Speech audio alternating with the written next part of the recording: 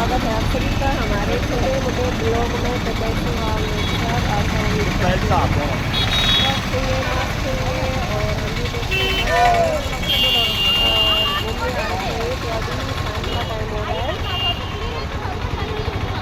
6 बज के 10 मिनट हो चुका है और हम आ रहे थे घूमने आ रहे थे आंध्र प्रदेश विशाखापट्टनम में।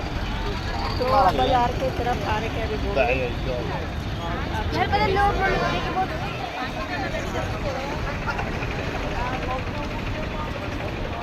वीडियो में बने रहे और आगे तक देखते हैं कहाँ कहाँ चलते हैं।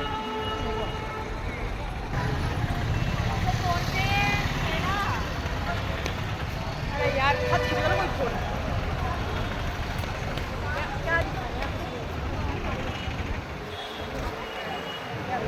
आगे से जा रहे हैं साथ